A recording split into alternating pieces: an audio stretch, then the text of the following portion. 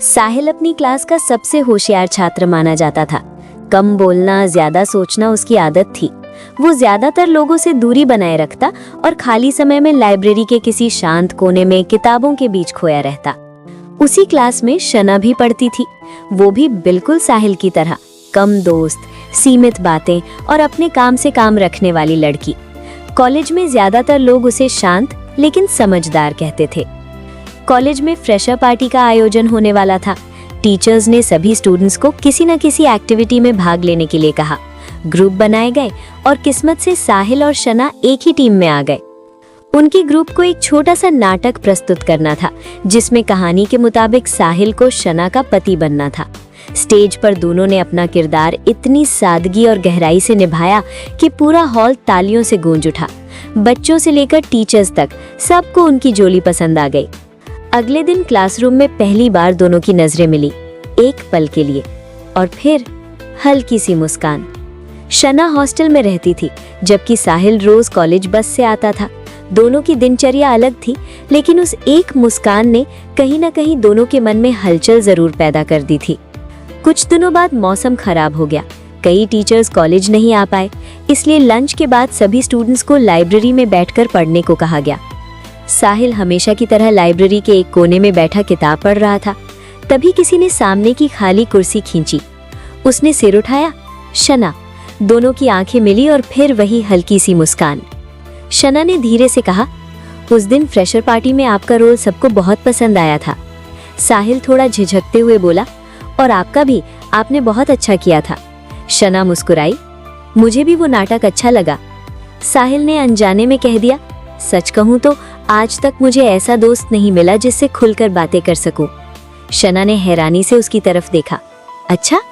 हाँ, साहिल ने हल्की सी हंसी के साथ सिर झुका लिया। दोनों अचानक हंस पड़े। कुछ देर बाद शना अपनी किताब देखने लगी और कॉपी में कुछ लिखने लगी। साहिल भी दोबारा पढ़ाई में लग गया। लेकिन कुछ मिनटों बाद शना ने हिम्मत जुटाकर अपनी कॉपी उसकी तरफ बढ़ाई। इस सवाल का जवाब बता दोगे? उसने धीमे से कहा। साहिल ने कॉपी पलटी और ठिठक गया। कॉपी में सवाल नहीं लिखा था, बल्कि लिखा था, क्या तुम मुझसे दोस्ती करोगे? उस पल साहिल के दिल की धड़कन तेज हो गई। सच तो ये था कि वो शना को उसी दिन पसंद करने लगा था जब दोनों ने साथ में स्टेज पर एक्ट किया था।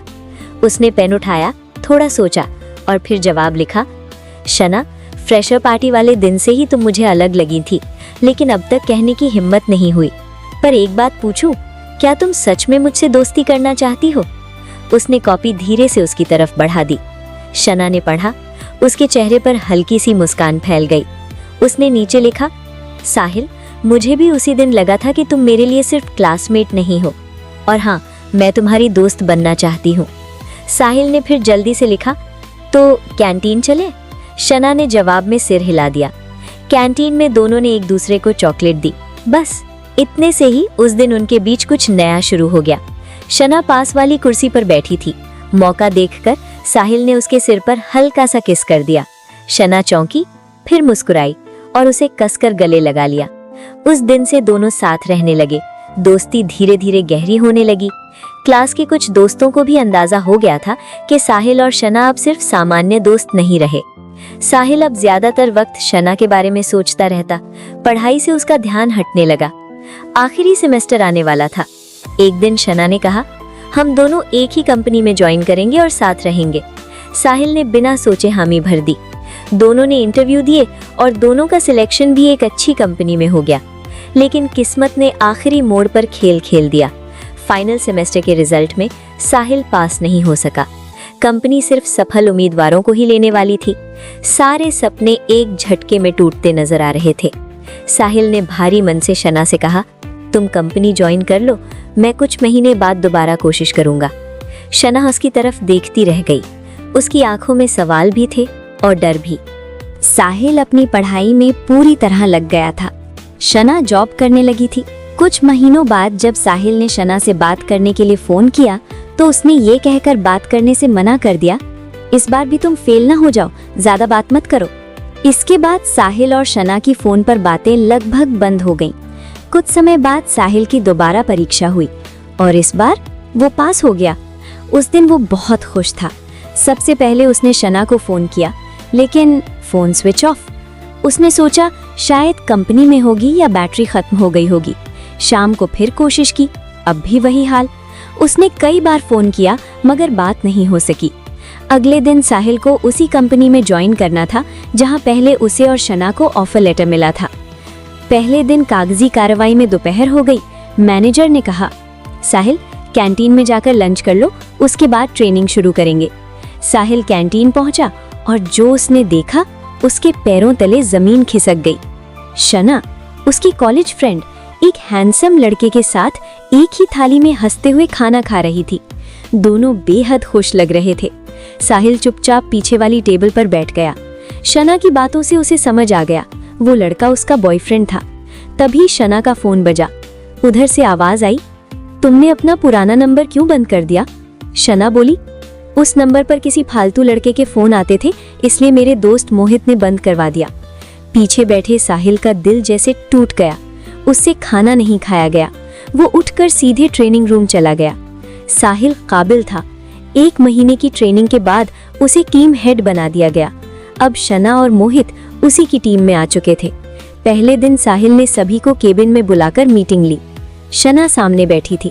वो कुछ कहना चाहती थी लेकिन साहिल ने औपचारिक लहजे में उसे चुप करा दिया। कॉलेज के दिनों से ही साहिल का स्वभाव सादा था, मगर शना के चक्कर में पड़कर उसने अपना कीमती समय बर्बाद किया था। फिर भी उसने कभी बदले की भावना नहीं रखी। ना शना को परेशान किया, ना मोहित को।